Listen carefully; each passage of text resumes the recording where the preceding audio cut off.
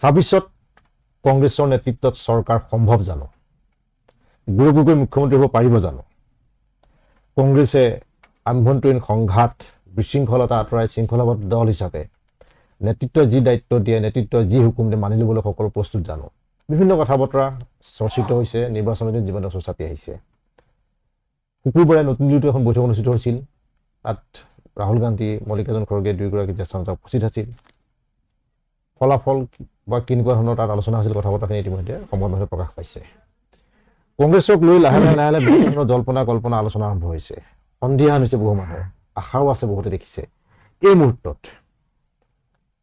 গোটেই বিষয় আলোচনা কৰিবৰ কাৰণে ষ্টুডিঅ'ত প্ৰথমবাৰৰ কাৰণে আমি নিমন্ত্ৰণ কৰি আনিছোঁ প্ৰদেশ কংগ্ৰেছৰ একালৰ সভাপতি, প্ৰাক্তন বিধায়ক, দলটোৰ এগৰাকী জ্যেষ্ঠ নেতা ভূপেন বৰা ডাঙৰীয়াক। নমস্কাৰ ডাঙৰীয়া। আপুনি টিভিত দেখা নাছিলোঁ আৰু এনেকুৱা সভাপতি পদৰ পৰা আপুনি যেতিয়া আঁতৰিলে তাৰপিছত আপোনাক নেদেখাই হ'লো আমি। মানে আপুনি ৰঙানদী সমষ্টিতে ব্যস্ত হৈ আছে বা উত্তৰ অসমত ব্যস্ত হৈ থাকে, সাংঘাতিক ধৰণে ব্যস্ত হৈ আছে। এইটো নহয় যে আপুনি বহি গৈছে, এইফালে গুৱাহাটীৰ ফালে আপোনাক একেবাৰে নেদেখা হৈ গ'লো। বহুতে কয় যে বহুতে বিচাৰে ভূপেন বৰা ক'লৈ গ'ল, কি গ'ল, কাৰণ এসময়ত সৰব আছিলে, চোলা ফালিছিলে আপোনাৰ, পুলিচে দাঙি নিছিলে আপোনাৰ, মাৰপিট কৰিছিলে এসময়ত প্ৰদেশ কংগ্ৰেছৰ সভাপতি হিচাপে আপুনি যিখিনি কৰি আছিলে। অৰ্থাৎ আঁতৰি যোৱাৰ দৰে হ'ল এই প্ৰেক্ষাপটটোৰ পৰা। সিফালে উত্তৰ পৰা ব্যস্ত হৈ আছে। প্ৰথমে আপোনাক সুধিব হৈছে, আমি বিষয়লৈ যাম। গৌৰৱ গগৈ যোৰহাট সমষ্টিৰ পৰা সাংসদ নিৰ্বাচিত হ'ল, সাংঘাতিক ধৰণে ঢোল পেপা বাজি উঠিল। ভোট দিবলৈ গৈছিল, ভাৰতবৰ্ষৰ য'তে আছে যোৰহাট লোকসভা সমষ্টিৰ অন্তৰ্গত যুৱক যুৱতী সকলো ভোট দিবলৈ গুচি গৈছিলে। ফলাফল ৰাইজে বিচৰামতেই পালে। তাৰপাছত বিহালীত তেওঁ এগৰাকী প্ৰাৰ্থী থিয় কৰালে, দলীয় কাৰো আলোচনা নকৰাকৈয়ে বুলি হৈছিলে। তাৰপিছত লাহে লাহে তেওঁ গ্ৰাফডাল লগত নামিবলৈ ধৰিলে। আৰু এনেকুৱা ঠিক মুহূৰ্তত আপোনাৰ অপসাৰণৰ কথাটো আহিল। আপোনাৰ নেতৃত্বত হয়তো নহ'ব বুলি ভাবিলে কিছুমান কথা, গৌৰৱ দিলে হ'ব বুলি ভাবিলে, কাৰণ যোৰহাটৰ ফলাফলৰ প্ৰতিফলন তেওঁক সভাপতি পদত দিয়া হ'ল APCC-ৰ। তাৰপিছত আকৌ হঠাৎ মানুহৰ মাজত নিৰাশা দুৰাশা সকলো আহিছে।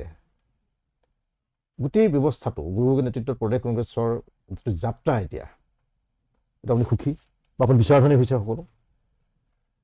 সেইখিনি গোটেই কথাখিনি আপুনি যেনেকৈ আনিছে মই তেনেকৈ পৰ্যালোচনা নকৰোঁ। হয়, কিন্তু আপুনি আগন্তুক বিধানসভা নিৰ্বাচনৰ প্ৰতি লক্ষ্য ৰাখি এগৰাকী ৰাজ্যখনৰ জ্যেষ্ঠ সাংবাদিক হিচাপে আপোনাৰ যিটো মনৰ ভাৱ, সেইখিনি আপোনাৰ ভাৱ। কিন্তু মই ভাবোঁ যদি আপুনি বহুত পিছলৈ নগৈ পেলাই 85 চনৰ নিৰ্বাচনটো বাদ দি, সেইটো এটা সুকীয়া নিৰ্বাচন আছিলে, 91 চনৰ পৰা যদি অসমৰ বিধানসভা নিৰ্বাচনবিলাক পৰ্যালোচনা কৰে, তেতিয়া আপুনি দেখিব যে ৰাইজে যেতিয়া মন গৈছে, ৰাইজে যেতিয়া বিচাৰিছে, চৰকাৰ নতুনকৈ বনাইছে। 91 চনত 85 চনত জনপ্ৰিয়তাৰ সোঁতত উটি বাঢ়ি অহা অগপ চৰকাৰখন পোষ্টাৰ বেনাৰ নমৰাকৈ, সভা সমিতি আলফাৰ ভয়ত কৰিব নোৱাৰাকৈ কংগ্ৰেছে কিন্তু বগৰাই দিছিলে হিতেশ্বৰ শইকীয়াদেৱৰ নেতৃত্বত। ঠিক তেনেকৈ 2001 চনত যিটো নিৰ্বাচন হৈছিলে, তেতিয়া তৰুণ গগৈ ডাঙৰীয়া সভাপতি আছিলে আৰু আমাৰ শাসনত আমি নাছিলোঁ। আৰ্থিকভাৱে যথেষ্ট সমস্যা আছিলে।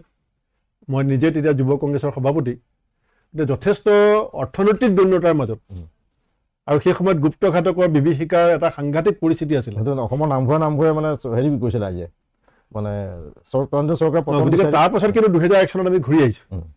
এতিয়া বিজেপি চৰকাৰে নিজেই মোদী ডাঙৰীয়াৰ নেতৃত্বত আৰু সোণোৱাল ডাঙৰীয়া বা বৰ্তমানৰ মুখ্যমন্ত্ৰীগৰাকীয়ে ৰাইজক বাৰে বাৰে কৈছিলে যে কংগ্ৰেছক 60 বছৰ দিলে আমাক 60 মাহ দিয়ক। তাৰ পাছত ক'লে যে নহয়, আমাক 10 বছৰ দিয়ক, সম্পূৰ্ণ 10 বছৰ দিয়ক।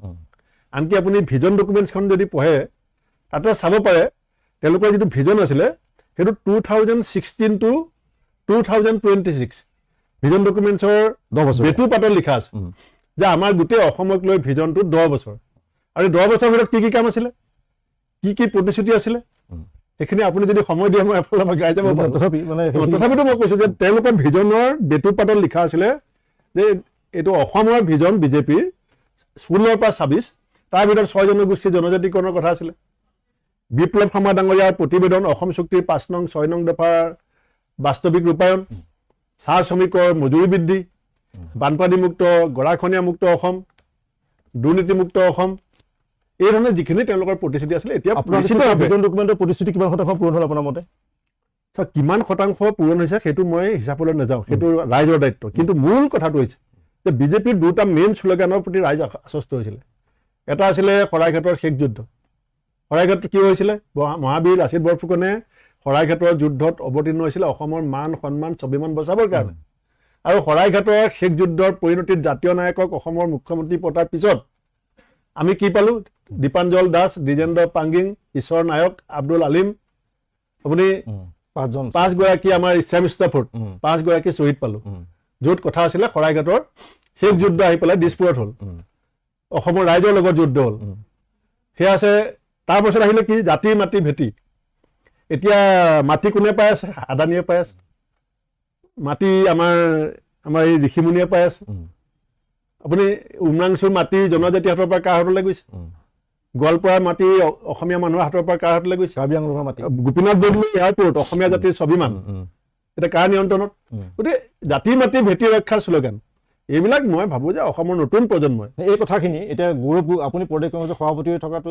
আছিলে এতিয়াতো ধৰক গৌৰৱ গগৈ সভাপতি প্ৰদেশ কংগ্ৰেছৰ গৌৰৱ গগৈৰ নেতৃত্বত আপুনি এই কথাখিনি ৰাইজৰ মাজত নিব পাৰিছে নাই বুলি ভাবে এটাতো আমাৰ দলৰ দায়িত্ব আছে নিশ্চিতভাৱে যে ৰাইজৰ আদালতত বিজেপিৰ বিৰুদ্ধে যিখিনি অভিযোগ আছে সেই অভিযোগখিনি দাঙি ধৰাটো আমাৰ দায়িত্ব আৰু সময় শেষ হৈ যোৱা নাই এতিয়া আচল ইলেকশ্যনৰ যিটো ধামখুমীয়া বুলি কয় সেইটো অহা এই মাহৰ শেষৰ ফালৰ পৰা আমাৰ দলে আৰম্ভ কৰিবৰ কাৰণে ইতিমধ্যে আমি সিদ্ধান্ত লৈছোঁ 23 তাৰিখমানৰ পৰা অসমৰ ইমূৰে সিমূৰে আমাৰ কেইবাখনো জনসভা আমি আয়োজন কৰিছোঁ আৰু তাৰ লগতে আমি এটা যাত্ৰাৰ কথাও পৰিকল্পনা হৈ আছে গতিকে এই গোটেই যিবিলাক বিষয় বিশেষকৈ বিজেপিক যিখিনি কথাৰ কাৰণে মানে পৰিৱৰ্তন বিচাৰিছিল অসমৰ বিভিন্ন জাতীয় সংগঠনেও কৈছিলে যে এটা পৰিৱৰ্তন লাগে পৰিৱৰ্তনৰ বিনিময়ত অসমৰ কি লাভ হ'ল এই কথাখিনি নিশ্চিতভাৱে এতিয়া আমি এইখিনি সময়ত পৰ্যালোচনা কৰিম সেয়া সভাপতিৰো দায়িত্ব থাকিব আমাৰো দায়িত্ব থাকিব আমি সাময়িকভাৱে এই কথাখিনি ৰাজ্যৰ মাজলৈ লৈ যাবৰ কাৰণে আমি যে সক্ষম হ'ম সেইটো মই বিশ্বাস কৰোঁ মই জানিব বিচাৰিম কালি শুকুৰবাৰে আপোনালোকৰ নতুন এখন সভা হৈছিলে তাত মল্লিকাৰ্জুন খাৰ্গে আপোনাৰ ৰাহুল গান্ধী ডাঙৰীয়া আছিলে আপুনি আছিলে দেৱব্ৰত মই ভিডিঅ' কনফাৰেন্সত যোগদান কৰিছোঁ ভিডিঅ' কনফাৰেন্সৰ জৰিয়তে আপুনি সভাত আছিলে আৰু কেন্দ্ৰীয় নেতৃত্ব গোটেই অসমৰ বিশেষকৈ অসম বিধানসভা নিৰ্বাচনলৈ হৈছিলে সভাখন নিশ্চিতভাৱে হঠাৎ যে সভাখন অনুষ্ঠিত হ'ল দিল্লীত কাৰণটো যে মই আজি প্ৰতিবাদলৈ কথা পাতিছোঁ তেখেতে কৈছে মই হঠাৎ কোৱা কাৰণে আহিব নোৱাৰিলোঁ মই দক্ষিণাত্যত আছোঁ দক্ষিণ ভাৰত থাকিবলৈ আছোঁ কাৰণ মই যাব নোৱাৰিলোঁ কুচিনত আছোঁ মই এই সভাখনৰ উদ্দেশ্যটো সভাখনৰ মূল কথাটো আছিলে যে আমাৰ 3গৰাকী জ্যেষ্ঠ নেতাক অসমৰ ছিনিয়ৰ জ্যেষ্ঠ পৰ্যবেক্ষক হিচাপে নিয়োগ কৰিছে আমাৰ কৰ্ণাটকৰ কেইদিনমান আগতে দিছিলে কৰ্ণাটকৰ DK শিৱকুমাৰ ডাঙৰীয়া উপ মুখ্যমন্ত্ৰী আৰু আগৰ ছত্তীশগড়ৰ মুখ্যমন্ত্ৰী ভূপেশ বাঘেল ডাঙৰীয়া আৰু ঝাৰখণ্ডৰ এগৰাকী জ্যেষ্ঠ নেতা বন্ধু তিৰ্কী ডাঙৰীয়াক দিছে তেখেতসকল 3গৰাকীয়ে আমাক সাময়িকভাৱে লগ পাব বিচাৰিছিলে যে আমাৰ মতামতখিনি বা মত বিনিময় সেইটোৱে মূল কথা আছিলে মানে কি বিষয় গোটেই কথা ওলাব পাৰে মই এই কথাৰ গোটেই সভাত কি হ'ল কোৱাটো ঠিক নহ'ব কিন্তু মই এটা আপোনাক কৈ দিছোঁ যে এই মাহৰ আপোনাৰ 20-22 তাৰিখমানৰ পৰা আপুনি দেখিব যে তেখেতসকলো অসমত থাকিব আৰু অসমত আমি কিছু জনসভাৰ পৰিকল্পনা কৰিছোঁ আৰু আমাৰ এক যাত্ৰা হ'ব আৰু যিটো আপুনি ভাবে বা অসমৰ মানুহে ভাবে যে ক্ৰেডিবল অল্টাৰনেটিভ কংগ্ৰেছ হয় নে নহয় সেইটো মই ভাবোঁ যে ফেব্ৰুৱাৰী মাহৰ 10 তাৰিখৰ পাছত টিভি টক শ্ব'বিলাকত যিবিলাক আলোচনা হ'ব তাত নিশ্চিতভাৱে নিৰ্মূল বিশ্লেষকসকলে এইটো কথা ক'ব যে কংগ্ৰেছে যথোপযুক্তভাৱে বিজেপিৰ মুখামুখি কৰি বিজেপিক পৰাভূত কৰিবৰ কাৰণে সৰ্বশক্তিৰে ফিল্ডত নামিছে এই ধৰক এতিয়া ধৰক বিজেপিও তো মিত্ৰতা ৰাজনীতি গোটেই সৰ্বভাৰতীয় ৰাজনীতি মিত্ৰতা ৰাজনীতি কেন্দ্ৰটো এখন মিত্ৰ দলৰ চৰকাৰ আছে কাৰণ অন্ধ্ৰপ্ৰদেশৰ চন্দ্ৰবাবু নাইডু নীতিশ কুমাৰৰ যিটো MP বা তেওঁলোকৰ সমৰ্থন চৰকাৰখন ঠিক আছে নৰেন্দ্ৰ মোদী চৰকাৰ অসমৰ তেওঁলোকৰ মিত্ৰতা চৰকাৰ ইতিমধ্যে অগপ বিজেপি UPPL বা BPF ক্ষেত্ৰত BPFক প্ৰাধান্য দিছে তেওঁলোকে আৰু জনগোষ্ঠীয় তিৱা ঐক্য মঞ্চৰ আভা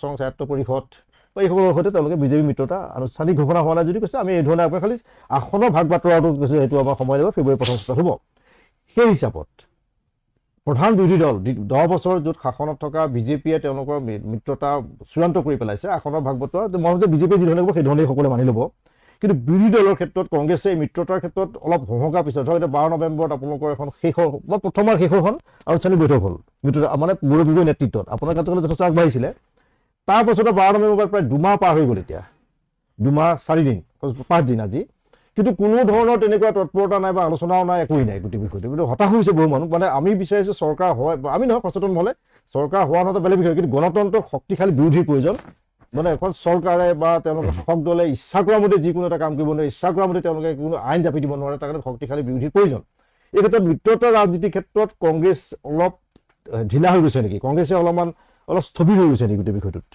প্ৰথম কথা, মিত্ৰতাৰ ক্ষেত্ৰত ৰাজহুৱাভাৱে হয়তো এতিয়ালৈকে আমি একো ঘোষণা কৰিব পৰা নাই, কিন্তু আমাৰ সভাপতিয়ে আৰু PAC কমিটিয়ে আমাৰ বিৰোধী দলৰ প্ৰতি দেৱব্ৰত শইকীয়া ডাঙৰীয়াক আনুষ্ঠানিকভাৱে এটা দায়িত্ব দিছিলে, এই বিৰোধী দলবিলাকৰ লগত কোঅৰ্ডিনেশ্যনটো, আৰু ইতিমধ্যে সেইটো বহু আগবাঢ়িলে।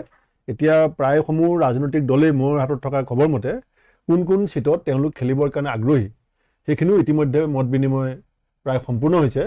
মই ভাবোঁ যে এতিয়া আমাৰ দলৰ ফালৰ পৰা যেতিয়াই বিচাৰিব তেতিয়াই এইখিনি আগুৱাই দিব পাৰিব, কিন্তু কিছু আমাৰ কাৰিকৰী অসুবিধা আছিলে গৌৰৱ গগৈ ডাঙৰীয়াৰ কাৰণেও, কাৰণ তিনিজন আমাৰ জ্যেষ্ঠ যি পৰ্যবেক্ষক নিযুক্তি কৰিছে তেওঁলোককো কথাখিনি জ্ঞাত কৰিব লাগিব।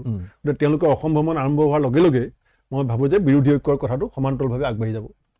তাৰমানে পৰ্যবেক্ষক 4গৰাকী হ'ল। জিতেন্দ্ৰ সিং ডাঙৰীয়াটো ইনচাৰ্জ, তেওঁ ভাৰপ্ৰাপ্ত তত্ত্বাৱধায়ক, আৰু এওঁলোকে পৰ্যবেক্ষক হিচাপে থাকিব যাতে খুব মসৃণভাৱে ইলেকশ্যনটো আগুৱাই নিব পাৰে। এতিয়া ধৰক এনেকুৱা ধৰণৰ কথাটো আপুনি ক'লে যে আসনৰ ভাগ বতৰা কথা বতৰাবিলাক ইতিমধ্যে দেৱব্ৰত শইকীয়া যিখন কমিটি আছে তেওঁলোকৰ ওৱান মেন কমিটি কৰি দিছে, সভাপতি আৰু পাতি আছে, কিন্তু তাৰ মাজতে গৌৰৱ গগৈয়ে যে ক'লে যে আমি 100খন আসনত খেলিমেই, এই গোটেই কথাটো যেতিয়া আলোচনাটো আগবাঢ়ে কিছু কথা ৰাজনৈতিক দলবিলাকে জনসাধাৰণৰ চৰ্চাৰ কাৰণে বা মতামতৰ কাৰণে এৰি দিয়াটো খুব প্ৰয়োজন। এতিয়া বৰ্তমান আমাৰ দলৰ যিটো নিজাববীয়া সমীক্ষা হয়, সেইমতে আমি এটা হিচাপ কৰি উলিয়াইছিলোঁ যে আমাৰ বিৰোধী দলসমূহক কিমানমান চিটত আমি কনচিডাৰ, কিন্তু আমাৰ ভিউ এতিয়া যেতিয়া টেবুলত আলোচনা হ'ব মইতো কৈছোঁ যে 19-20 হ'ব পাৰে, কিন্তু গৌৰৱ গগৈ ডাঙৰীয়াই যিটো কৈছে যে আমি 100খনত খেলোঁ, 26খনত তেখেতসকলে খেলক। এতিয়া যেতিয়া তেখেতসকলৰ প্ৰস্তাৱবিলাক আহিব সেই প্ৰস্তাৱবিলাকৰ ওপৰত দেৱব্ৰত শইকীয়া ডাঙৰীয়াই যিটো ৰিপৰ্ট দিব সেই ৰিপৰ্টটোৰ পাছত আমি গোটেইখিনি মানুহ বহি পেলাই চূড়ান্ত কৰিম। তাত এনেকুৱা আকুৰগোজভাৱে সভাপতিয়ে কথাটো কোৱা নাই, এৰাধৰাটো নিশ্চিতভাৱে হ'ব। টেবুলত বহিলে আপুনি আকুৰগোজ হ'লে যে আপোনালোকে এই যে ধৰক আসনৰ ভাগ বতৰা হ'ল 100খন নহয় যেনিবা আপোনালোকে 102খন হ'ল বা 90খন হ'ল, যি নহওক আপোনালোকে যদি মিত্ৰতা হয় তেতিয়া আপোনালোকে কংগ্ৰেছে নিজাকৈ কেইখন আসন পাব পাৰে? আপুনি যদি অকল যোৱাবাৰৰ ইলেকশ্যনটো পৰ্যালোচনা কৰে এলায়েন্সৰ সম্পৰ্কত, যোৱাবাৰ BPF আমাৰ লগত আছিলে, তেওঁলোকৰ চিটিং MLA আছিলে 12জন, AIUDF আমাৰ লগত আছিলে, তেওঁলোকৰ চিটিং MLA মোৰ সংখ্যাটো মনত নাই, কিন্তু ডাবল ডিজিটতে আছিলে। দুটা ডাবল ডিজিট চিটিং MLA থকা পাৰ্টিৰ লগত এলায়েন্স কৰাৰ পাছতো কংগ্ৰেছে যোৱাবাৰ 97খন চিটত নিৰ্বাচন খেলিছে। গতিকে গৌৰৱ গগৈ ডাঙৰীয়াই যিটো ফৰ্মুলা দিছে জনমানসত আলোচনা হ'বৰ কাৰণে, সেইটো এটা ঐতিহাসিক কাৰণ আছে। সেই কাৰণবিলাক যেতিয়া সকলোৱে বিশ্লেষণ কৰিব, বাস্তৱসন্মত দৃষ্টিভংগী ল'ব, তেতিয়া মই ভাবোঁ যে কথাবিলাক টেবুলৰ কাষত আহি পেলাই বৰ সহজে মীমাংসা হৈ যাব। 21 আৰু 26 যথেষ্ট পাৰ্থক্য, গোটেই ৰাজনৈতিক প্ৰেক্ষাপট, পৰিস্থিতি, মানুহৰ দিয়া লোৱাৰ বা পোৱা নোপোৱাৰ গোটেই পৰিৱেশটো সম্পূৰ্ণভাৱে সলনি হৈ গৈছে। ৰাষ্ট্ৰীয়, ৰাজ্যিক, আন্তঃৰাষ্ট্ৰীয় প্ৰেক্ষাপটতো ডোনাল্ড ট্ৰাম্প আহিছে আমেৰিকালৈ, মোদী তৃতীয়বাৰৰ কাৰণে প্ৰধানমন্ত্ৰী হৈছে, অসমতো সৰ্বানন্দ সোণোৱাল, হিমন্ত বিশ্ব শৰ্মা, ৰাজনীতি বেলেগ বেলেগ ধৰণে আগবাঢ়ি গৈ আছে, যিয়ে নকওক। আৰু কংগ্ৰেছতো ধৰক আপুনি প্ৰদেশ মাজত সভাপতি আছিলে, তাৰপৰা আঁতৰি পেলাই গৌৰৱ গগৈ সভাপতি হৈছে, গৌৰৱ গগৈ যোৰহাটত বিজয়ী হৈছে, নগাঁৱত আপোনালোকৰ প্ৰাৰ্থী বিজয়ী হৈছে, ধুবুৰীত সৰ্বাধিক ভোটত বিজয়ী হৈছে আপোনালোকৰ প্ৰাৰ্থী, সংখ্যালঘু অঞ্চলত বা সংখ্যাগুৰু যোৰহাটতো। এই গোটেই প্ৰেক্ষাপটটো যে সলনি হৈছে, গতিকে 21 আৰু 26 নিশ্চয় অলপ দুটা কথা চাব পাৰে। এটা হৈছে আজি অখিল গগৈ ডাঙৰীয়াৰ যদি বক্তব্যখিনি আপুনি নিৰ্মূল পৰ্যালোচনা কৰে, লুইন গগৈ ডাঙৰীয়াক বা অজিত ভূঞা ডাঙৰীয়াক বা মনোৰঞ্জন তালুকদাৰ ডাঙৰীয়াক যদি পৰ্যালোচনা কৰে, লক্ষ্য কিন্তু চবৰে এটা, যে সাম্প্ৰদায়িক বিভাজনকামী ৰাজনীতিৰ বাহক বিজেপিক আমি ক্ষমতাৰ পৰা বগৰাব লাগে। যেতিয়া লক্ষ্য স্থিৰ হ'ব, উদ্দেশ্য যেতিয়া নিশ্চিত হ'ব, তেতিয়া মই নেভাবোঁ যে চিট কেইটাক লৈ পেলাই আমি লাগি থাকিম। কাৰণ ৰাজনীতিত স্বাৰ্থ থাকিবই, ব্যক্তিৰ স্বাৰ্থ থাকিব, দলৰ স্বাৰ্থ থাকিব, কিন্তু চবতছে ডাঙৰ স্বাৰ্থ আমি নিজে কৈ আছোঁ দলবিলাকে, যে আমাৰ সামূহিক স্বাৰ্থটো হৈছে বিজেপিক পৰাভূত কৰা। গতিকে আমি যদি ব্যক্তিৰ স্বাৰ্থত আকুৰগোজ হৈ যাওঁ, আমাৰ দলটোৰ স্বাৰ্থত যদি আকুৰগোজ হৈ যাওঁ, ৰাইজে বেয়া পাব। সেইকাৰণে মই ভাবোঁ যে কোনো পৰিপক্ক ৰাজনৈতিক নেতাই কেতিয়াও নিজে দিয়া ৰাইজক দিয়া কথা যে আমাৰ 1 নম্বৰ লক্ষ্য হৈছে বিজেপিক পৰাভূত কৰা, তেতিয়া আমাৰ 1 নম্বৰ লক্ষ্য চিট কেইটা পাম সেইটো নেকি বুলি মই ভাবিছোঁ। কাৰণ তেওঁলোকৰ বক্তব্য ৰাজহুৱাভাৱে দিয়া মই চাইছোঁ, আমাৰ সভাপতিৰ বক্তব্যও চাইছোঁ, আৰু মই ভাবোঁ যে মই অত্যন্ত আশাবাদী, কাৰণ মই বিষয়টোৰ ভিতৰত আছিলোঁ। গতিকে মই অত্যন্ত আশাবাদী যে সামূহিক যিটো ৰাজ্যখনৰ স্বাৰ্থ, নতুন প্ৰজন্মই যিটো বিচাৰিছে, সেইটোক আমাৰ বিৰোধী ঐক্যই প্ৰতিনিধিত্ব কৰিব। আপুনি মই কথাটো আহি যাওঁ, মানে যিহেতু আপুনি সুযোগ দিলে যে মই ভিতৰত আছিলোঁ, এটা কথা এটা ক'লে, আপুনি প্ৰদেশ কংগ্ৰেছৰ সভাপতি পদৰ পৰা আপুনি স্বাভাৱিক কোনো স্থায়ী নহয়, এইটো এটা গণতান্ত্ৰিক প্ৰক্ৰিয়া, কোনো ৰাজনৈতিক কোম্পানী নহয়, 4 বছৰ কমপ্লিট কৰিছে, কোম্পানীত নহয় যে মালিক সদায় থাকিব, যে আপুনি ইয়াত কৈছে নতুন এজন আহিছে।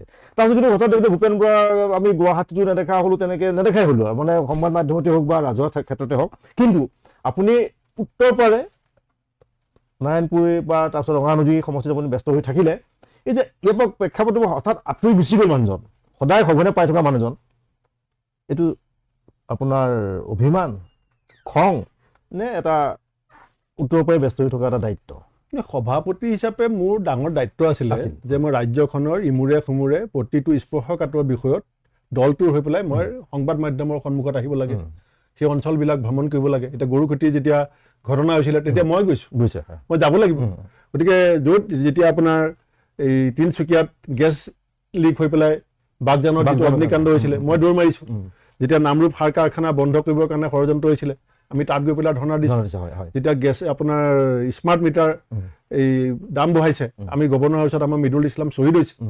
যেতিয়া মোৰ সভাপতি হিচাপে যিটো দায়িত্ব আছিলে, সেই দায়িত্বটো মই সঠিক আৰু সুচাৰুৰূপে পালন কৰিবলৈ চেষ্টা কৰিছোঁ। যেতিয়া মোক সভাপতিৰ পৰা আঁতৰোৱা হ'ল, তেতিয়া আমাৰ দলৰ যিটো ফেচ বুলি কয়, সেই ফেচটো সভাপতিজন হয়। ডেফিনেটলি মই সেই জেগাটো ল'বলৈ যদি প্ৰতিযোগিতা চলাওঁ, তেতিয়া আকৌ আপোনালোকে ক'ব যে গৌৰৱ গগৈ আৰু ভূপেন বৰাৰ শীতল যুদ্ধ আৰম্ভ হৈছে। গতিকে মই এজন ডিচিপ্লিন চলজাৰ হিচাপে যিটো মোৰ দায়িত্ব আছিলে তাৰ পৰা যিটো মোক অব্যাহতি দিছে, গতিকে মোৰ ইচ্ছা যে মই যোৱা দুবাৰ বিধানসভালৈ আহিব পৰা নাই, এইবাৰ আহিবৰ কাৰণে মই নিজৰ জন্ম জেগা ৰঙানদীত গৈ মই ৰাইজৰ পদূলীয়া ঘৰে ঘৰে গৈছোঁ। আৰু সেইফালে যেতিয়াই গৌৰৱ গগৈ ডাঙৰীয়া কেতিয়াবা লগ ধৰে, দেৱব্ৰত শইকীয়া ডাঙৰীয়া লগ ধৰিছে, প্ৰদূত বৰদলৈ ডাঙৰীয়া লগ ধৰিছে, ৰিপুণ বৰা ডাঙৰীয়া লগ ধৰিছে, মই যেতিয়া তেওঁলোকে বিচাৰিছে, য'ত বিচাৰিছে, মই তেওঁলোকৰ কাষতো থিয় দিছোঁ। আপুনি ৰঙানদীৰ পৰা নিৰ্বাচন কৰাটো খাটাং আৰু মই নিজে পৰিকল্পনা কৰিছোঁ, চূড়ান্ত সিদ্ধান্তটো দলে ল'ব, কিন্তু মই ভাবোঁ যে এইটো মোৰ হক আছে, মোৰ নিজৰ তাত জন্ম জেগা আৰু মইতো খুব খেলিবই লাগিব। ৰঙানদী কেনেকুৱা এতিয়া আপোনাৰ, আপুনি তাত ব্যস্ত হৈ থকা ছ'চিয়েল মিডিয়াত দেখা পাওঁ আপোনাৰ? ৰঙানদী গঠিত সমষ্টি, তাক পুৰণা নাওবৈচাৰ 93% অঞ্চল আৰু লখিমপুৰৰ পৰা মানে যদি ৰঙানদীটো 100 বুলি ধৰে, তাৰে 93% বুথ আহিছে আপোনাৰ এই নাওবৈচাৰ পৰা, 5টা আহিছে লখিমপুৰৰ পৰা আৰু 2% আহিছে বিহপুৰীয়াৰ পৰা। গতিকে আৰু মোৰ তাত বাল্যকাল, স্কুলীয়া জীৱন, কলেজীয়া জীৱন, আৰু আনকি মই 10 বছৰ যেতিয়া বিধায়ক আছিলোঁ তেতিয়াও বিভিন্ন ৰাজহুৱা স্বাৰ্থত সেই অঞ্চলৰ ৰাইজে মোৰ সৈতে চিনাকি সূত্ৰে ইয়াত আহি পেলাই তেওঁলোকৰ কামবিলাক কৰোৱাত মোক এটা সুযোগ দিছিলে। গতিকে সেই সম্বন্ধটো সদায় আছিলে। এইবাৰ সক্ৰিয়ভাৱে তাত কাম কৰি আছোঁ। আমাৰ শুভেচ্ছা থাকিল যাতে ৰঙানদীৰ বিধায়ক হিচাপে আমি 23 তাৰিখে আমাৰ এখন ৰেলী হ'ব। আমি ৰঙানদী 23 জানুৱাৰীত বিহপুৰীয়া আৰু ৰঙানদীৰ আমি যৌথভাৱে নেতাজীৰ জন্মদিনৰ নাই ৰেলী কৰিবৰ কাৰণে ঠিক কৰিছোঁ। নেতাজী বাৰ্থডে নাই আৰু আমাৰ প্ৰেচিডেণ্টৰ পৰা CLP লিডাৰ চব আহিব। এতিয়া মই এটা কথা সুধোঁ আপোনাক, উত্তৰটো মই স্পষ্টভাৱে পাম বুলি ভাবোঁ। কথাটো এইটো আমাৰ সূত্ৰ, আমাৰ যিটো সাংবাদিক আমি বা আমাৰ বিভিন্ন সাংবাদিক আছে বিভিন্ন ঠাইত কিছুমান খবৰ আমাৰ আহে, এইটো মানে এটা মানে চব দলতে থাকে, কিন্তু কংগ্ৰেছৰ এই বেমাৰটো অকণ বেছি, এই চিপৰাং ৰাজনীতি বুলি কয়, এইটো অলপ কংগ্ৰেছত বেছি যেন লাগে আমাৰ। ইজনে সিজনৰ বিৰুদ্ধে, সিজনে এজনৰ বিৰুদ্ধে থকাটো এইটো সাংঘাতিক ধৰণে বুলি আপুনি স্বীকাৰ নকৰিব, মই জানো, কাৰণ আপুনি দলৰ যিহেতু এজন ডিচিপ্লিন চলজাৰ বুলি কৈছে, আপুনি নকৰিব। কিন্তু আমি যদি দেখিছোঁ, বাতৰি ওলাইছে, লেখা মেলা হৈছে এই কথাটো যে কংগ্ৰেছৰ এই বস্তু থাকে, মানে কেয়াৰ নকৰে এনেকুৱা ধৰণৰ। এতিয়া আপোনাৰ সমষ্টিতে ৰঙানদীতে এনেকুৱা হৈছে, ডিষ্ট্ৰিক্ট প্ৰেচিডেণ্ট যিগৰাকী দিলে সেইগৰাকী, আৰু তাৰ পৰা APCCৰ ছেক্ৰেটাৰী হিচাপে, সম্পাদক হিচাপে 3গৰাকী দিয়া হৈছে। সেইসকলৰ সহযোগিতা যেন আপুনি পোৱা নাই বুলি আমি বাতৰি পাওঁ। আজিও কোনোবাই মোলৈ পঠিয়াইছে মোবাইলত, এতিয়াও কৈছে যে যেতিয়া মই ইয়াত বস্তুটো আহিলে মেছেজ এতিয়াও দিছে যে এই কথাটো সোধক বুলি মেছেজ আহিছে যে কথাটো সোধকচোন, যে আপোনাৰ তাতে মানে এয়া পঠিয়াইছে, নাম নকওঁ, নাম কৰিলেতো ৰাজহুৱা হ'ব, যে ডিষ্ট্ৰিক্ট প্ৰেচিডেণ্টগৰাকী যি দিছে বা ৰঙানদীৰ পৰা APCCৰ যিকেইজনী সম্পাদক দিয়া হৈছে, তেওঁলোকে চিপৰাং আৰম্ভ কৰা বুলি কয় দেই। তেওঁলোকে আহিছে, মই নাম পিছত আপোনাক সেইটো ক'ব পৰা নক'ব বাৰু, মই চাই লওঁ, এইটো কাৰণ মই এইটো গোপনীয়তা ৰাখিব লাগিব। যে প্ৰথম সুধিবলৈ দিছে মোক, বাতৰি চাই আছে তেওঁলোকে, এতিয়া আপোনাৰ সমষ্টিৰ মানুহে সুধিব লাগে বুলি কৈছে। এনেকুৱা যদি হয়, এজন বিধায়ক কমাবৰ কাৰণে দলীয় কৰ্মই যদি তেওঁলোকে এজন বিধায়ক আৰু কমাবৰ কাৰণে চেষ্টা কৰি থাকে, যে এজন বিধায়ক আৰু কমক, এইটো চবতে বেছিভাগ সময়ত এনেকুৱা হৈছে চিপৰাং। কি ক'ব এই সম্ভৱত? এইটো মই ক'ম যে বেজীৰ জুলুঙা দেখিছে, চালনী জুলুঙাটো দেখা নাই। আজি কেইদিনমানৰ আগতে হিমন্ত বিশ্ব শৰ্মা ডাঙৰীয়াই কৈছে যে 21ৰ আগত যিমান চাকৰি হৈছিলে মানে আগৰখন চৰকাৰত সোণোৱাল ডাঙৰীয়াৰ দিনত, চবতে ৰেম্পেণ্ট কাৰাপশ্যন হৈছিলে। আপুনি কথাটো চাব, মোৰ বিৰুদ্ধেতো আপোনাৰ চ'ৰ্চ, কিন্তু হিমন্ত বিশ্ব শৰ্মা ঠিক আছে চাই থাকি পেলাই মোক যদি গাখীৰ পায়, তাৰে স্থানীয় কেইবাজনো সাংবাদিকো আছে, মোক শুনিব আপুনি কংগ্ৰেছৰ ভিতৰত মাইক্ৰস্কোপ লগাই চব চাই আছে, মই এইটো একো নকওঁ, হয়। কিন্তু আপুনি বিজেপিক চাওক, আমাৰতো আপুনি মাইক্ৰস্কোপ লোৱাৰ কাৰণে দেখিছে, ঠিক আছে, কিন্তু যদি আপুনি বিজেপিত চাই যে চিটিং চিএমে কৈছে প্ৰেজেণ্ট চেণ্ট্ৰেল মিনিষ্টাৰৰ বিৰুদ্ধে সোণোৱাল ডাঙৰীয়াৰ বিৰুদ্ধে যে চব টকা খাই পেলাই চাকৰি দিছিলে, আৰু সোণোৱাল ডাঙৰীয়াই কিন্তু প্ৰত্যুত্তৰ দিয়া নাই, আৰু সেইটো শাস্ত্ৰত কৈছে যে মোৰ নাম সন্মতি লক্ষণ। তাৰমানে আপুনি কি চলি আছে বিজেপিত সেইটো চাওক, সেইটো তুলনা কৰিলে কংগ্ৰেছত ক'ৰবাত যে কিছু তেনেকুৱা থাকিব পাৰে। বস্তুটো মই আপোনাৰ যিহেতু বাৰ্তাটো মেছেজটো দিছে, আপোনাক কৈছোঁ মই গৌৰৱ বিচাৰিছোঁ যে এনেকৈ হ'লে দলত কিন্তু বিধায়কৰ সংখ্যা নাবাঢ়িব, বিধায়কৰ সংখ্যা কমিব, কাৰণ এইটো অকল ৰঙানদীতে নহয়, বেছিভাগ সমষ্টিত এনেকুৱা কাৰোবাৰ কিছুমান চলিছে। এইটো আচলতে এটা হেৰি টাইপ আৰু মানে নিজে নিজৰ মানে হেৰি হত্যা কৰাৰ দৰে এটা কাৰোবাৰ হ'ব। যাওক সেই বিষয়টো আমি বিশেষ আপুনি যদি ক'ব বিচৰা নাই বিশেষ কথা, মই আৰু এটা সুধিব বিচাৰিছোঁ যে মিত্ৰতা যিটো ৰাইজৰ দল অজাপ বা গণতান্ত্ৰিক মৰ্চাৰ সৈতে আপোনাৰ মতে পলম হোৱা নাই আনুষ্ঠানিক ঘোষণা? নহয়, ইয়াত দুটা কথা। এটা হৈছে প্ৰত্যেকটো ৰাজনৈতিক দলেই নিজে যিখিনি চিটত তেওঁলোকে সাংগঠনিকভাৱে শক্তি আছে তাত নিশ্চিতভাৱে কাম কৰি আছে। এতিয়া আমি কংগ্ৰেছ দলতো অকল যে সভাপতিজনেই ঘূৰি ফুৰিব লাগিব এনেকুৱাটো নহয়, চবেই যোনে যোনে ভাবিছে যে মই MLA খেলিম বা কোনোবা ডিষ্ট্ৰিক্টত আছে, কোনোবা APCCত আছে, যাক যি দায়িত্ব দিয়া হৈছে তলে তলে কাম কৰি আছে। পাৰ্থক্যটো ক'ত হৈছে ভিজিবিলিটিৰ ক্ষেত্ৰত। কেলৈ ভিজিবিলিটিৰ ক্ষেত্ৰত পাৰ্থক্য হৈছে যে মুখ্যমন্ত্ৰী এজনে চৰকাৰী আঁচনি এখন লৈ যায়, ডাঙৰ পেণ্ডেল বনায়, এটা বিলাসী আয়োজন এটা কৰে, ৰাজভঙালৰ পইচা। এতিয়া যিখিনি উদ্যমিতা আঁচনিৰ পইচা সেইটোতো UPS চৰকাৰৰ দিনত 2011 চনত এই আঁচনিখন লোৱা হৈছিলে, আত্মসহায়ক গোট। নামটো আপুনি লেবেলটো বদলাই থাকিব পাৰে, কিন্তু আত্মসহায়ক গোটৰ জন্ম আৰু আত্মসহায়ক গোটৰ জৰিয়তে মহিলা সবলীকৰণৰ প্ৰক্ৰিয়াটো মনমোহন সিং চৰকাৰৰ দিনত 11 চনত আৰম্ভ হৈছিল। তেতিয়া সেইখিনি বেংকৰ একাউণ্টছৰ জৰিয়তে গোটবিলাকে পাই আছিলে। এতিয়া সেইখিনি মুখ্যমন্ত্ৰী ডাঙৰীয়া পোষ্টাৰ লগাই পেলাই KK সিঙৰ পেণ্ডেল বনাই পেলাই ধুনীয়াকৈ বিতৰণ কৰি আছে, সেইটো আপুনি বাধাও দিব নোৱাৰে। কেলৈ মুখ্যমন্ত্ৰীজনটো আমাৰ প্ৰশাসনৰ মুৰব্বী, তেখেতে যদি কয় যে BDO বিলোৱা চেকখন মই বিলাম, তেখেতে যদি কয় যে CO বিলোৱা চেকখন মই বিলাম, আপুনিতো এইটো BDO ক'ব নেকি? মুখ্যমন্ত্ৰীয়ে ক'লে BDO CO ক'ব নেকি? কিন্তু এইটো হৈছে BDO বিলাকৰ কাম, এইটো হৈছে CO বিলাকৰ কাম। এতিয়া আমাৰ ৰাজ্যৰ মুখ্যমন্ত্ৰী বেলেগ কাম হাতত নাই, এতিয়া এইটো কামত লাগি গৈছে আৰু সেইটো ৰাইজক বুজাবলৈ চেষ্টা কৰিছে, কিন্তু ৰাইজে জানে এইবিলাক পইচা আমাৰ দিনতো আহিছিলে, গোটৰ পইচা গোটেই আমাৰ দিনত। মই মানে আপোনাৰ এটা বিশেষভাৱে গুৰুত্বপূৰ্ণ মানে কথা আপোনাৰ পৰা জানিব বিচাৰিছোঁ। প্ৰশ্ন ঠিক নহয়, জানিব বিচাৰিম। প্ৰশ্নটো এনেকুৱা ধৰণৰ যে মুখ্যমন্ত্ৰীয়ে কৈছে যে আমি 104টা সমষ্টিত নিৰ্বাচন খেলিম, 22টা সমষ্টি দি দিছোঁ, 22টা সমষ্টিত তেওঁলোকে আৰু ভাগ বতৰা কৰি ল'ব, কংগ্ৰেছ AIDF তেওঁলোকে বুজাবুজি কৰি ল'ব কেনেকৈ 22টা সমষ্টিত মানে তেওঁ কৈ দিয়া নাই যে বুজাই যে সংখ্যালঘু বসতি প্ৰধান বা সংখ্যালঘু নিৰ্ণায়ক মানে ভোটাৰ তেনেকুৱা 22টা সমষ্টিৰ কথা কৈছে। বা ইয়াৰ দ্বাৰা বুজাইছে AIDF আৰু কংগ্ৰেছ সমৰ্থক আৰু কংগ্ৰেছ মানে এটা মুছলিম লৈ পেলাই কেন্দ্ৰ কৰি পেলাই ৰাজনৈতিক দলৰ হৈ পৰিছে। এই কথাটো তথ্যসহ আপুনি, মই ৰাজনৈতিক সমালোচনাৰ কথা নহয়, তথ্যসহ কথাটো আপুনি ক'ব পাৰিবনে যে 104টা সমষ্টিটো আমাৰ গণভিত্তি আছে বা সেই সংখ্যাগুৰু বা সংখ্যা বা বাকী যি 104টা সমষ্টিৰ কথা কৈছে তাৰ পৰা আমি অন্ততঃ ইমানটা সমষ্টি বিজয়ী হ'ব পাৰিম? মানে কৈ ইমানটা সংখ্যা হ'ব পাৰিম? প্ৰথম কথা হৈছে বিজেপিৰ বৰ্তমান 3টা শক্তি তেওঁলোকে লৈ পেলাই নিৰ্বাচনত আগবাঢ়িছে, আমি কথাটো বুজিব লাগিব আৰু ৰাইজে বুজিও আছে বহুতে। এটা হৈছে হিন্দুত্ব তেওঁলোকৰ অস্ত্ৰ ৰাজনীতিত, এটা হৈছে হিতাধিকাৰী আৰু এটা হৈছে হিমন্ত বিশ্ব শৰ্মা নিজে। তেওঁলোকৰ 3টা এই ত্ৰিশূলটো লৈ পেলাই তেওঁলোকে আগবাঢ়িছে। হিন্দুত্বৰ ক্ষেত্ৰত যিখিনি কথা মুখ্যমন্ত্ৰীগৰাকীয়ে এতিয়া অহৰহ কৈ আছে এইখিনি তেওঁৰ কথা নহয়। এইটো 84 চনমানৰ পৰাই বিজেপি জন্ম হোৱাৰ কেইবছৰমানৰ পাছৰ পৰাই অসমত বিজেপি RSSৰ এটা পৰিকল্পনা আছিলে যে অসমখন যদি আমি 64x34 ভাগ কৰি দিব পাৰোঁ তেতিয়া দীঘলীয়া সময় হিন্দুত্বৰ শ্লোগানেৰে আমি অসমত শাসন কৰিব পাৰিম। এতিয়া মূল কথাটো হৈছে ৰাইজে এই 3টা বিষয়তে যদি ৰাজনীতি হয় অসমত, তেতিয়াহ'লে আমি MP ইলেকশ্যনত 76 লাখ ভোট পাইছিলোঁ, ধুবুৰীত আমি কিমান পাইছিলোঁ? আপুনি যিটো তথ্যৰ কথা ক'লে, লোকসভা নিৰ্বাচনত আমি 74 লাখ ভোট পাইছোঁ। মোৰ লখিমপুৰ জিলাখনত আমি 2 লাখ ভোটত হাৰিছোঁ। 2 লাখ ভোট মানে আপুনি আৰু 1 লাখ ভোট যোগাৰ কৰিব পাৰিলে আপুনি নাহাৰে। এতিয়া ৰঙানদী মই য'ত ইলেকশ্যন খেলিম তাত ডিফাৰেঞ্চ আছিলে 7,000, তাৰমানে আৰু যদি 4,000 ভোট আপুনি গোটাব পাৰিলেহেঁতেন আপুনি ৰঙানদীত 500 ভোটত লিড কৰিব পাৰে। গতিকে আমি 76 লাখ ভোট লোকসভা নিৰ্বাচনত সামূহিকভাৱে বিৰোধী ঐক্য একত্ৰিত হৈ আমি সকলো মিলি পেলাই পাইছিলোঁ। আৰু পাৰ্চেণ্টেজৰ ডিফাৰেঞ্চ যিটো আছিলে সেইটো একেবাৰে সামান্য, কিন্তু নিশ্চিতভাৱে বিধানসভা নিৰ্বাচনত এটা কথাই ক্ৰিয়া কৰিছিলে তেতিয়া যে দিল্লীত চৰকাৰ এখন আছে আৰু অসমত বিজেপিক আমি আৰু এটা সুযোগ দিব লাগে, কাৰণ তেওঁলোকে ভিজন ডকুমেণ্টছতে কৈছিলে যে 10 বছৰত আমি কামখিনি কমপ্লিট কৰিম। এতিয়া আহিব যে হিতাধিকাৰীয়ে যদি চৰকাৰবিলাক বচাই দিয়ে তেতিয়াহ'লে ভাৰতবৰ্ষত কেতিয়াও চৰকাৰ পৰিৱৰ্তনে নহ'ব। সদায় চৰকাৰ যিকোনো এজন মুখ্যমন্ত্ৰীয়ে কি কৰিব, লাষ্টত ৰাজভঁৰালৰ গোটেই উদং কৰি পেলাই ৰাইজক পইচা দি জিকি আহিব। কিন্তু ৰাইজে চাব আজি উজনি অসমত যিটো 6 জনগোষ্ঠীৰ জনজাতিকৰণ লৈ আন্দোলন হৈ আছে, এই আন্দোলনটো হিতাধিকাৰীসকলো আছে। আন্দোলনত য'ত হাজাৰ হাজাৰ লাখ লাখ মানুহ ওলাইছিলে তাত যিসকল মানুহ আহিছে কিন্তু বেলেগ মানুহ নহয়, সেইখিনি সেই অঞ্চলৰ মানুহ, তাত হিতাধিকাৰী আছে। বাগানৰ এতিয়া মাটি পটা দিম বুলি কৈ পেলাই যিটো কথা বোলে, এতিয়া বাগানৰ এবিটাই এতিয়া প্ৰটেষ্ট কৰি আছে। যিসকল চাহ মালিক তেওঁলোকে কৈছে যে আমি বাগান চলাব নোৱাৰো।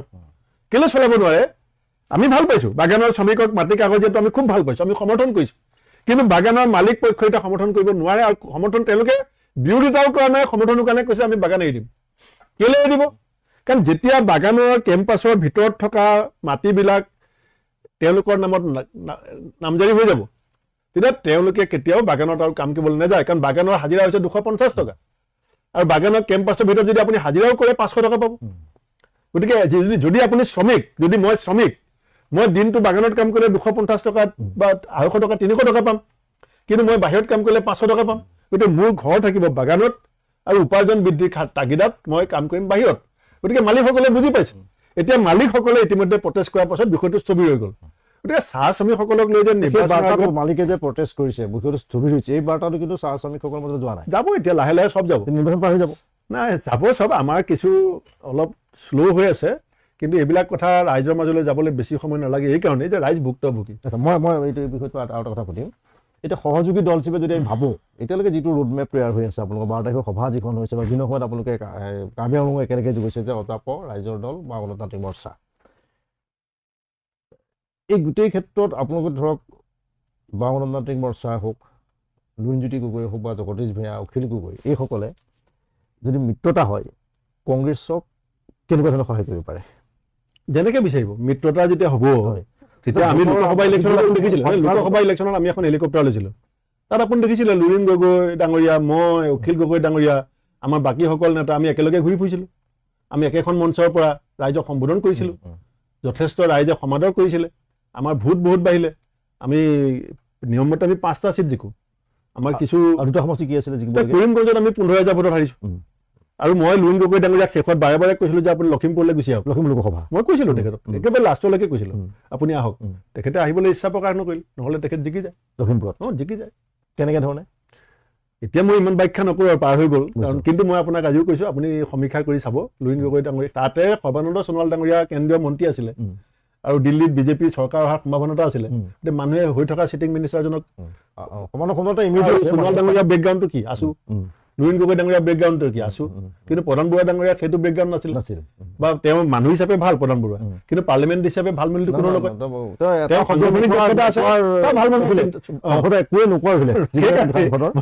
আপুনি সোধাৰ কাৰণে মই কৈছোঁ যে পাৰ্লিমেণ্টত তেওঁ লুৰিণ গগৈ জিকি যায়। মই এতিয়া আৰু এটা কথা জানিব বিচাৰিম, ধৰক এই যে আপোনালোকে ধৰক যিটো বিধানসভা নিৰ্বাচনত 2 মাহ ধৰক আৰু 2 মাহ আৰু মাহ আছে সময়, এতিয়ালৈকে ধৰক আপোনালোক যিকেইটা দলৰ সৈতে মিত্ৰতা হ'বগৈ বা যিকেইটা দলৰ সৈতে আপোনালোকে একেলগে কথা বতৰা পাতি আছে, ইজনে সিজনে আলোচনীভাৱে লগ পাই আছে, এই দলকেইটাৰ সৈতে এখন যৌথ সংবাদমেল আমি দেখিবলৈ পোৱা নাই। এই ধৰক নিৰ্বাচনলৈ আৰু এই গোটেই 5 বছৰ, কথাটো কৈছোঁ দেই, মোৰ কথাটো এনেকুৱা ধৰণৰ 5 বছৰ হ'ব যে হয়, নিৰ্বাচন আগন্য হ'ব পাৰে, সেইটো এটা ধামাকা বুলি ভাবিব পাৰে, সেইটো বিষয় হয়। কিন্তু এই যে 5 বছৰ গৈ এতিয়া বিধানসভা নিৰ্বাচনলৈ 2.5 মাহ থকা অৱস্থাটো, হয়তো কাইলৈ হ'ব পাৰে বা এসপ্তাহ পাছত হ'ব পাৰে হয়তো, কিন্তু এই যে অকণমান ক'ৰবাত ভাবে নেকি যে আমি একেলগে এখন সংবাদমেল য'ত আপুনি আছে, গৌৰৱ গগৈ আছে, প্ৰদীপ বৰদলৈ আছে, ৰকিবুল হুছেইন আছে, কংগ্ৰেছ নেতাসকলৰ লগত অখিল গগৈ আছে, লুৰিণজ্যোতি গগৈ আছে, জগদীশ ভূঞা আছে, মনোৰঞ্জন তালুকদাৰ আছে, সকলো বহি পেলাই এখন সংবাদমেল, এটা বাৰ্তা নাযায়নে? নিশ্চিতভাৱে আপোনাৰ এটা ভাল পৰামৰ্শ, এইটো প্ৰয়োজন আছে, আৰু নিশ্চিতভাৱে আমি দলৰ মজিয়াত আপোনাৰ এই পৰামৰ্শ সম্পৰ্কত আলোচনা কৰিম। যে এইটো ক'ৰবাত বহুত মানুহে ফোন কৰি আছে, বহুতে বিচাৰে সময় অকণমান অগা পিছা হৈছে, কিন্তু প্ৰয়োজন আছে আৰু এইটো হ'ব বুলি মই আশাবাদী। ধন্যবাদ। কাৰণ এইটো অন্য কথা নাই, চৰকাৰ হোৱা নোহোৱা এটা নিৰ্বাচনৰ আগদিনা এটা বেলেগ বিষয় লৈ পেলাই গোটেই তল হৈ যায়। নিশ্চিতভাৱে যেতিয়া ছিট এডজাষ্টমেণ্টখিনি কমপ্লিট হ'ব, সেইদিনাখনতো যৌথ সংবাদমেল হ'বই। আৰু তাৰ পাছত আপুনি দেখিব, মই ব্যক্তিগতভাৱেও সেইদিনা অখিল গগৈক লগ পাইছোঁ, কথা পাতিছোঁ যে আমি একেলগে মুভ কৰিব লাগিব।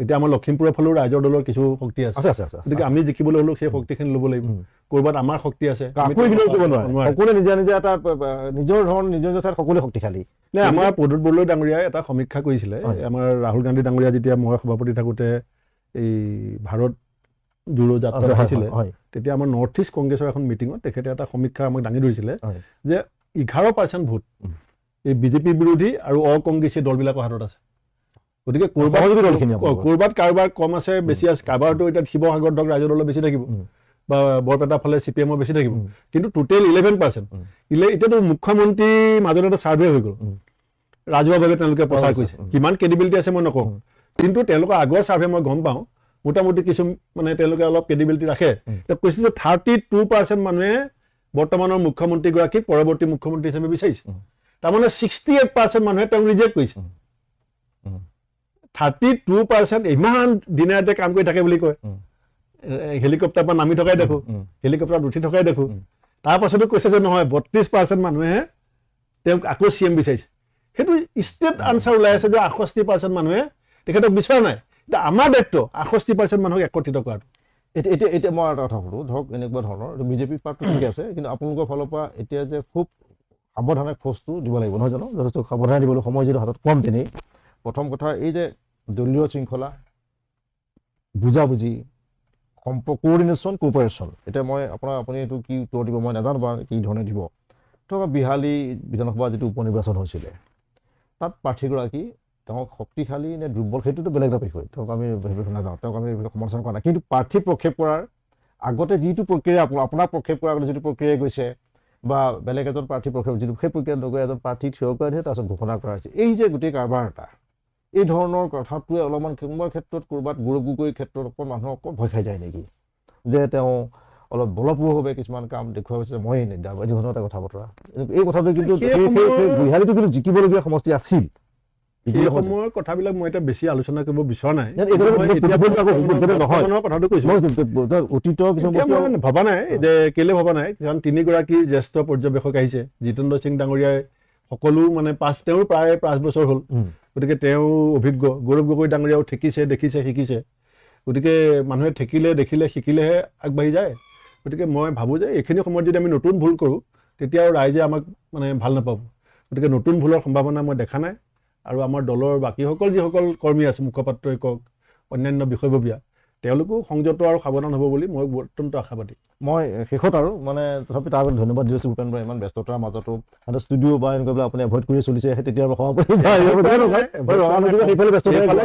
গুৱাহাটীমুখী নহয় আপুনি গতিকে মই আপোনাক এটা অনুৰোধ কৰোঁতে আপুনি ৰক্ষা কৰিলে আহিলে ক্ৰছ কাৰেণ্টৰ ষ্টুডিঅ'লৈ আপোনাক ধন্যবাদ জনাইছোঁ কিন্তু মই শেষত এটা কথা জানিব বিচাৰিম এই মুহূৰ্তত সহযোগী কেওটা দলৰ সৈতে ঐক্যবদ্ধ হৈ পেলাই এটা কমন মিনিমাম প্ৰগ্ৰেম মোৰ সৈতে কিছু কাৰ্যসূচী লৈ পেলাই দলটো আগবঢ়াটো বহুতে বিচাৰিছে বিদ্ৰোহজীৱীয়ে পৰামৰ্শ দিয়া দেখিছোঁ যে লৈ পেলাই তেওঁলোকৰ এৰা ধৰাটো আপুনি যিটো কথা ক'লে যে এৰিব লাগিব কিছুমান ধৰিব লাগিব কিন্তু একেবাৰে খামুচি ধৰি থকা যে এইটোৱে হ'ব লাগিব সেই ধৰণৰ নহৈ পেলাই এই কথাটো সম্পৰ্কত আপুনি কি ক'ব কমন মিনিমাম প্ৰগ্ৰেম নিশ্চিতভাৱে থাকিব আৰু ইতিমধ্যে আপুনি জানে যে আমাৰ দলে ৰাইজৰ পদূলিত ৰাইজৰ চৰকাৰ বুলি মেনিফেষ্টো সম্পৰ্কত গোটেই ৰাজ্যখনৰ চুকে কোণে প্ৰদ্যুৎ বৰদলৈ ডাঙৰীয়া কৰা পৰিকল্পনা মতে আমি আলোচনা কৰিছোঁ ঠিক তেনেকৈ মই এইটো নিশ্চিত হৈ আছোঁ মই গম পাওঁ যে বাকীকেইটা ৰাজনৈতিক দলেও তেওঁলোকে চৰকাৰখন হ'লে কি কৰিব বিচাৰে ৰাইজৰ কাৰণে সেইখিনি নিশ্চিতভাৱে তেওঁলোকৰ হাতত সেই পৰিকল্পনাখিনি আছে যে আমাৰ কাম হ'ব যে আমি যেতিয়া এলায়েন্সটো ফাইনেল হৈ যাব তেতিয়া কেওটা দলৰ পৰা প্ৰতিনিধি লৈ আমি এটাই কেইখন মেনিফেষ্টো মিলাই কিতাপটো কিছুমান কমন পৰিবই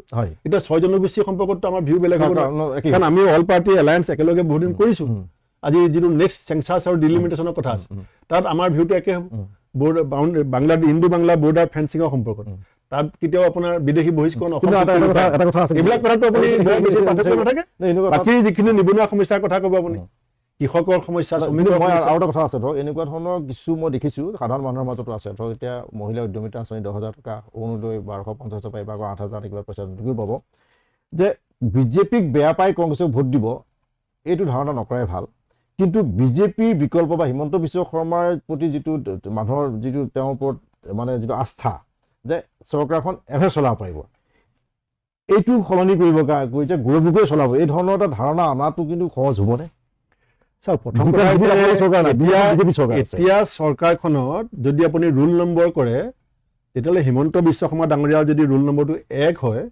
ছেকেণ্ড মন্ত্ৰীজনৰ ৰোল নম্বৰটো 101 হয়। এতিয়া সেই কথাটো ৰাইজে কিন্তু দেখি আছে, সেইটো বেলেগ বিষয়, সেইটো এটা বিষয়। তাৰমানে কি, তাৰমানে কি, CM is the leader of the cabinet, government is a collective responsibility. কিন্তু এতিয়া ৰেছপনচিবিলিটি বেলেগ কিবা আছে নেকি? এতিয়া এজন ওৱান মেন শ্ব'। বুজি পাইছো। আমাৰ পাৰ্টিত, আমাৰ চৰকাৰত কাইলৈ নিশ্চিতভাৱে মুখ্যমন্ত্ৰী গৌৰৱ গগৈ হোৱাৰ সম্ভাৱনা থাকিব, কিন্তু এটা কালেক্টিভ ডিচিশ্যন হ'ব, কালেক্টিভ ৰেছপনচিবিলিটি হ'ব, কালেক্টিভ ফ'ৰ্চ হ'ব। এই সেই চৰকাৰে পাৰিব, কংগ্ৰেছৰ চৰকাৰে গৌৰৱকে চলাব পাৰিব, বিত্তীয় অৱস্থা, বিত্তীয় শৃংখলা ঘূৰাই আনিব পাৰিব, মানুহৰ মাজতে যিটো আৰ্থিক ধাৰণাটোত এটা কথা আহিব, বৰ্তমানৰ মুখ্যমন্ত্ৰীজন দীঘলীয়া সময় চৰকাৰত আছে, কিন্তু আমাৰ দলতো বা আমাৰ বিৰোধীসকলৰ মাজতো বহু এনেকুৱা অভিজ্ঞ ব্যক্তি আছে যোনে দীঘলীয়া সময় চৰকাৰত আছে বা চৰকাৰখন চাই আছে, চৰকাৰখনৰ চকু ৰাখি আছে, চৰকাৰৰ ভুল কুটি আপুনি আঙুলিয়াই আছে। আপোনাৰ অভিজ্ঞতা নাই নেকি? গতিকে আমি ভুলৰ পৰাহে শিক্ষা ল'ব লাগে, আৰু always there is a scope for betterment. আপুনি কেনেকৈ ভাল কৰিব, আৰু চবৰে চেষ্টা থাকিব। আজি ইখন চৰকাৰতকৈ সিখন চৰকাৰে বেছি ডেলিভাৰী দিবৰ কাৰণে চেষ্টা কৰিব, নহ'লে ৰাইজৰ চকুত ধৰা পৰিব। সেইকাৰণে মই ভাবোঁ যে আমি পাৰিম, আমি চলাইছোঁ আগতে, আৰু আমি আগলৈ চলাম। ধন্যবাদ ভূপেন বৰা ডাঙৰীয়া, আপুনি যথেষ্ট সময় দিছে আমাক, আৰু আমি বিচাৰিম যে ৰঙানদী সমষ্টিত আমি প্ৰাৰ্থিত্ব পাওক, ৰঙানদী সমষ্টিৰ পৰা আমি বিধায়ক হৈ আহক, দিছপুৰত আমি লগ পাম। আৰু আপুনি যিটো আশা কৰিছে যে গৌৰৱ গগৈ নেতৃত্বত এখন চৰকাৰ হ'ব, আৰু সহযোগী যিকেইটা দল আছে, সহযোগী দল যিকেইটা ৰাইজৰ দল, অজাপ বা গণতান্ত্ৰিক মৰ্চাৰ সৈতে যিটো বুজাবুজি কৰাৰ যিটো কথা কৰিছে, আৰু লগতে জনজাতীয় দল সংগঠনবোৰৰ লগত কংগ্ৰেছৰ ক'ৰবাত অলপমান মানে এটা ব্যৱধান আহি পৰাৰ হৈছে, সেই ক্ষেত্ৰত কিদৰে আগবাঢ়িব কথাখিনি মই অনাগত দেখাবলৈ পাম। ধন্যবাদ আপুনি আমাৰ ষ্টুডিঅ'ত অহাৰ বাবে, ধন্যবাদ।